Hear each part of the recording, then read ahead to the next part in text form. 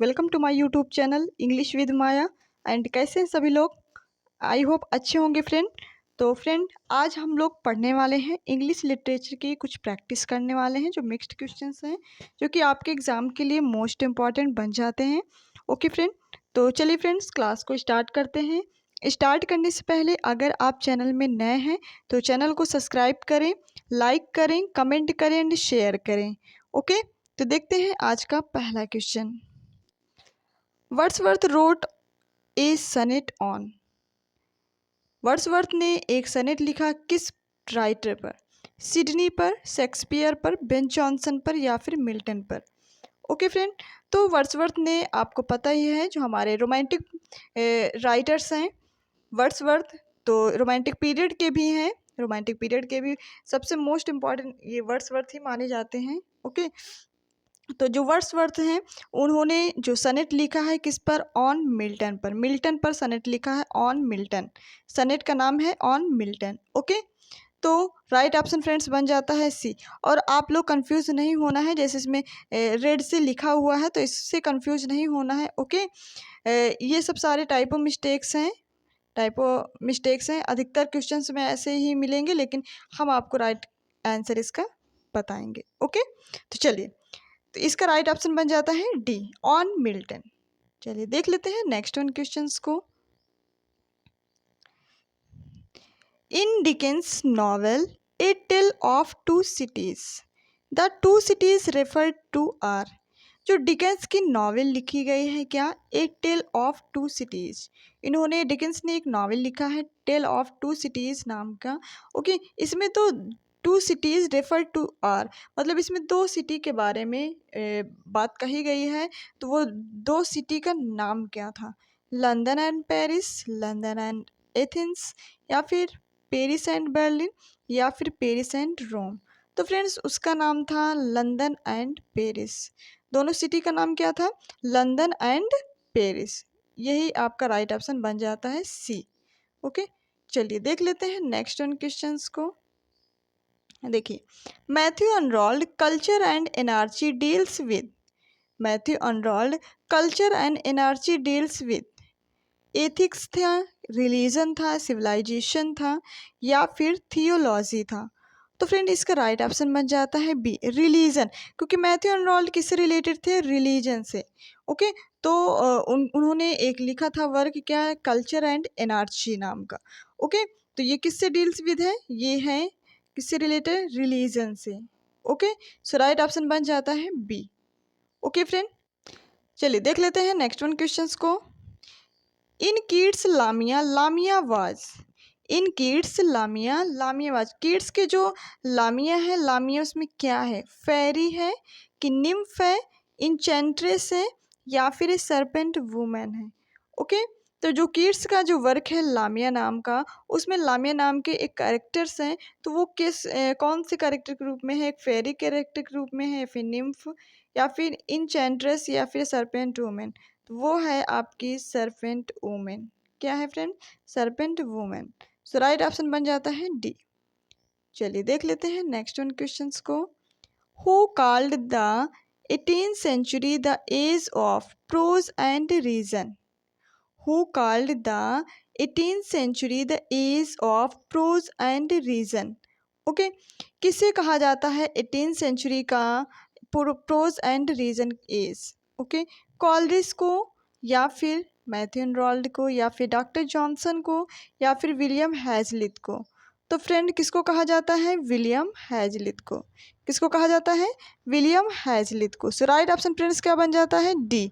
Okay, चलिए देख लेते हैं नेक्स्ट वन क्वेश्चंस को। एक मिनट, देखें।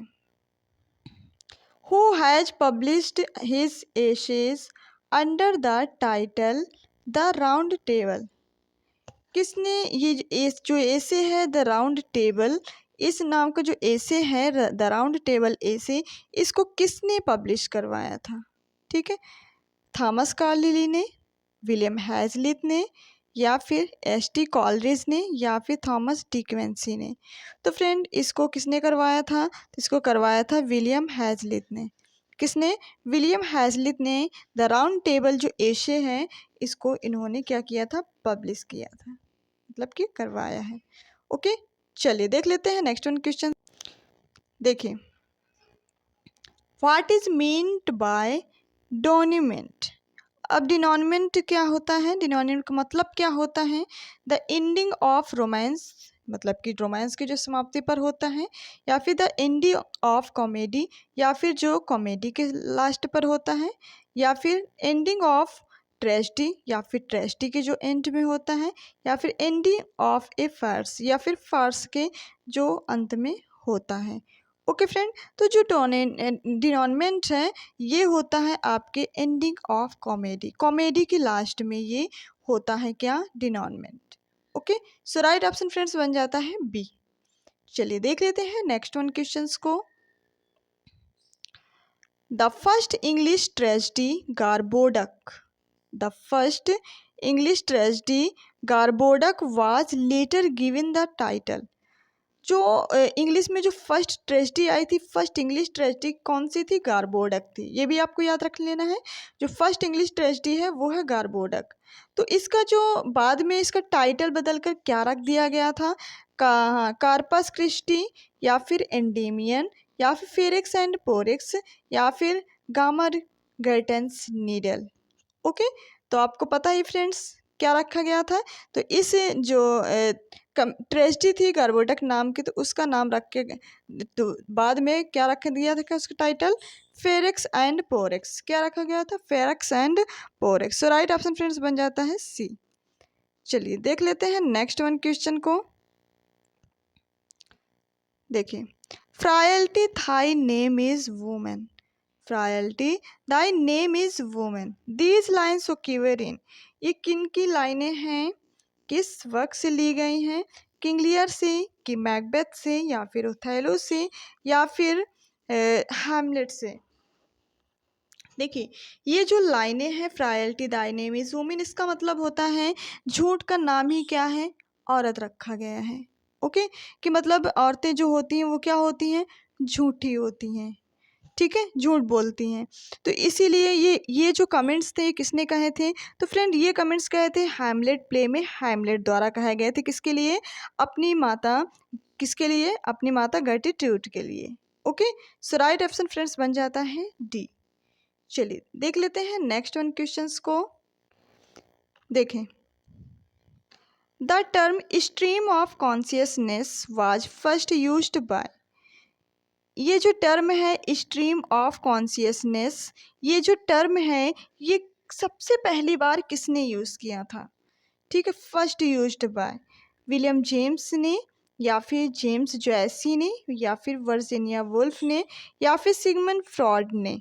तो फ्रेंड्स ये जो टर्म थी स्ट्रीम ऑफ कॉन्शियसनेस, ये टर्म थी किसके द्वारा फर्स्ट पहली बार यूज किए गए थे, तो विलियम जेम्स द्वारा, किसके द्वारा, विलियम जेम्स द्वारा ये पहली बार ये जो टर्म थी स्ट्रीम ऑफ कॉन्शियस, ये पहली बार यूज किया गया था। तो राइट ऑप्शन फ्रेंड्स बन जाता है ए।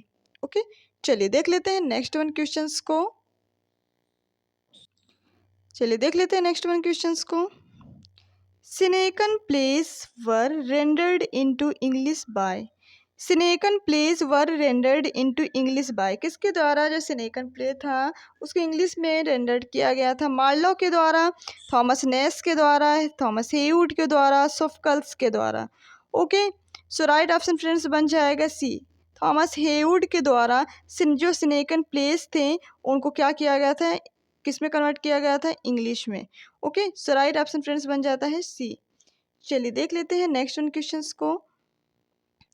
टोटस mundus agit historian means, totus mundus agit historian means का मतलब क्या होता है, all the world is a stage, या फिर all the world is a history, या फिर हिस्ट्री इज ऑल वर्ल्ड, या फिर वर्ल्ड इज कमिंग।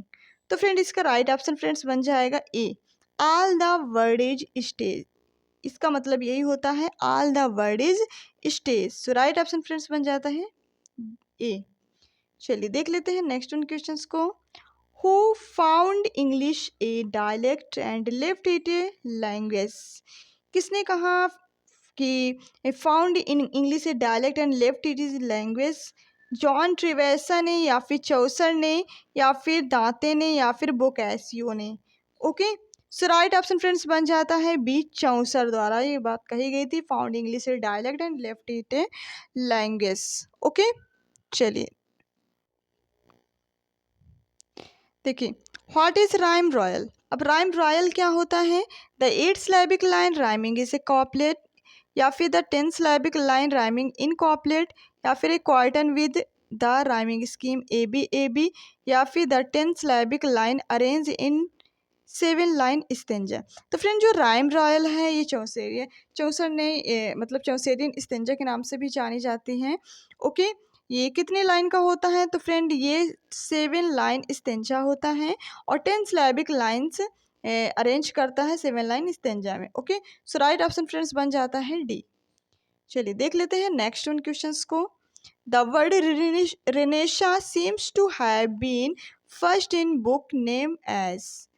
जो द वर्ड रिनेशन नाम का जो वर्ड है उसको पहली बार किस बुक में मतलब कि ऐड किया गया था? ओके, यूटोपिया में, टोटल मिसलैनी में, पैराडाइज लॉस्ट में, या फिर हिस्टोरी डी फ्रांस में।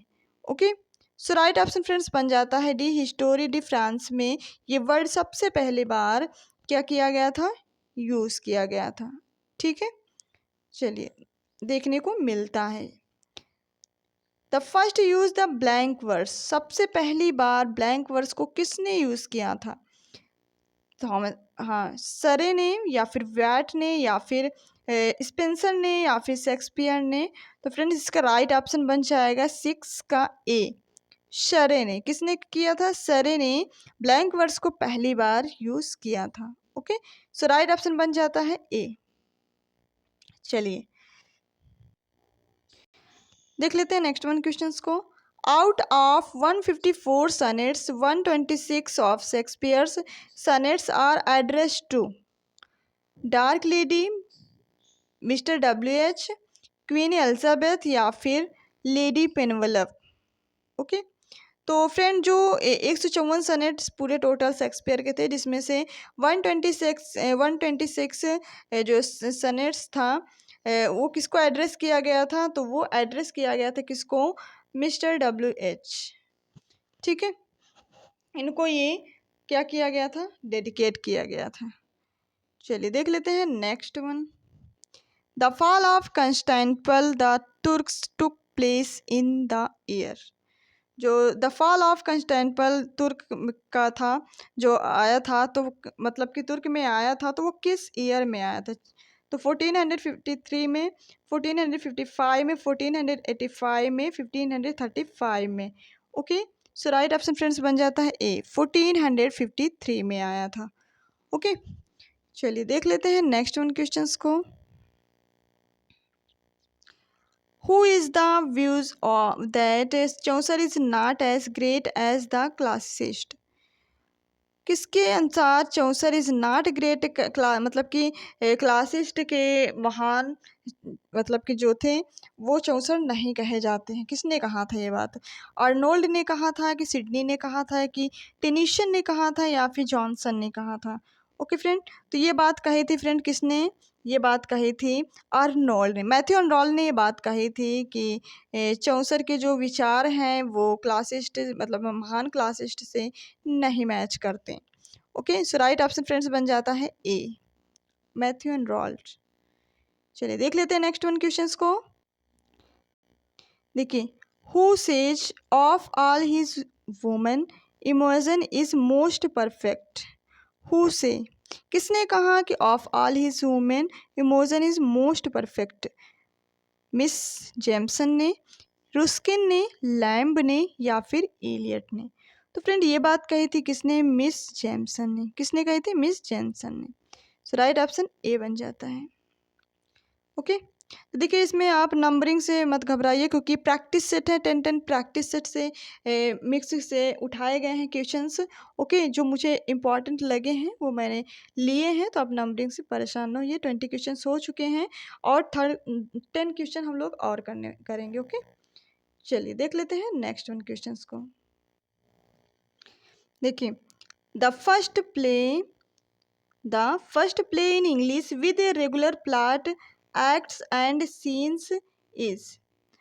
जो इंग्लिश में जो फर्स्ट प्ले था विद ए रेगुलर प्लॉट थी, उसमें एक्ट सीन्स थे, तो वो कौन सा ऐसा प्ले था? राल्फ रोएस्टर डेस्टर, या फिर ग्रामर गर्टस नीडल, या फिर एवरीमैन, या फिर टेमरलैंड। Okay, so right option friends बन जाता है ए, राल्फ रोएस्टर डेस्टर। ओके, यही था। चलिए देख लेते हैं next one. The rise and fall of Roman empire was written by. The rise and fall of Roman empire किसके द्वारा लिखा गया? टॉम पेनी द्वारा, या फिर एडवर्ड गिब्बन द्वारा, या फिर डेविड ह्यूम द्वारा, या फिर एडमंड बर्की द्वारा। Okay, so right option friends बन जाता है आपका 2 का डी, एडमंड बर्की द्वारा। किसके द्वारा? एडमंड बर्की द्वारा। चलिए देख लेते हैं नेक्स्ट वन क्वेश्चंस को। When did the reformation begin in England? मतलब कि जो रिफॉर्मेशन की जो शुरुआत हुई थी इंग्लैंड में वो कब हुई थी? 1471 में, 1377 में, 1355 में, या फिर 1420 में।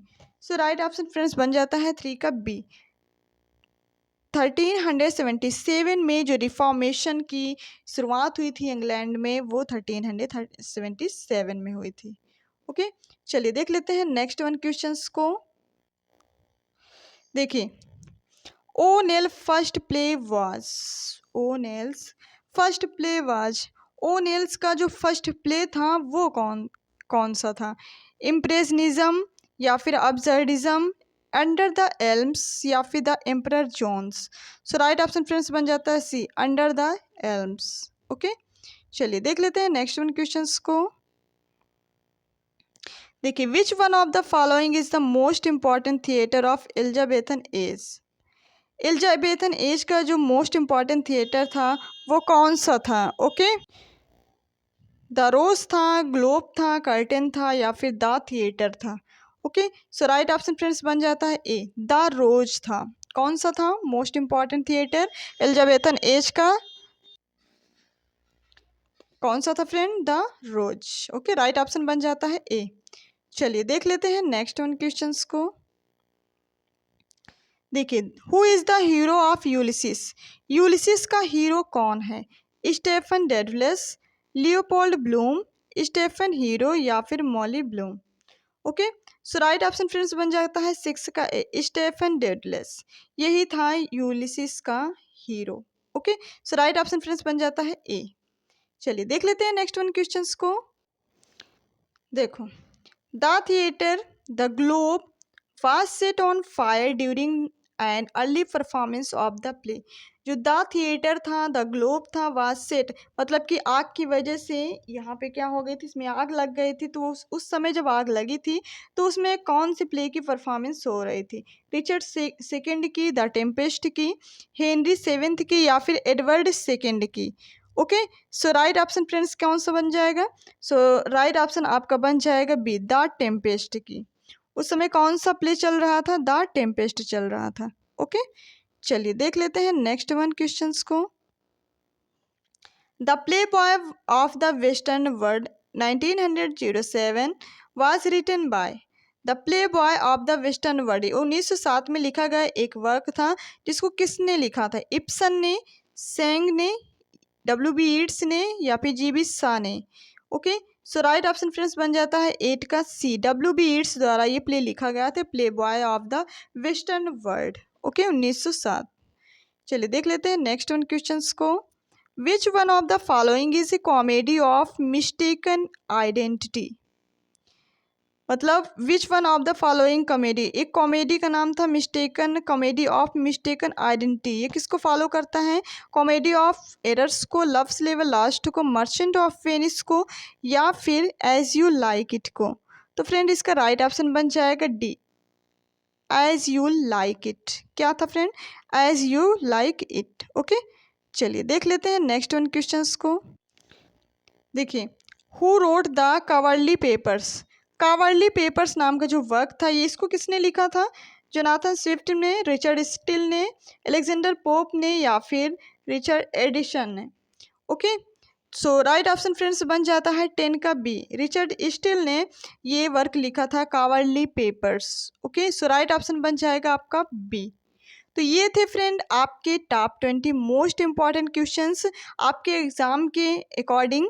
ओके, तो कैसी लगी क्लास आप ज़रूर शेयर करें, आप ज़रूर बताएं, अपना फीडबैक ज़रूर दिया करें कि कैसी लग रही क्लास, और ये सीरीज़ चलनी चाहिए कि नहीं चलनी चाहिए। जो पढ़ना है आप बता सकते हैं। ओके, ये सारे मिक्स्ड क्वेश्चन है, चाहे वो टीजीटी का एग्ज़ाम आप देने जा रहे हो या फिर पीजीटी का या फिर DSSB में, उसमें भी यही लिटरेचर आती है। सारे मिक्स्ड क्वेश्चंस हैं। ओके, तो अगर अच्छी लगी तो आप एक लाइक तो बनता है। ओके, आप लोग लाइक ज़रूर करें, सेशन को शेयर भी कर दिया करें अपने ग्रुप के साथ, और अगर आप चैनल में नए हैं तो चैनल को सब्सक्राइब करें और बेल आइकन को ज़रूर दबाएं, जिससे हमारी जितनी भी लेटेस्ट वीडियो की नोटिफिकेशन होती है आप तक तुरंत पहुंच सके। ओके फ्रेंड, तो चलिए क्लास को ओवर करते हैं। Thank you so much.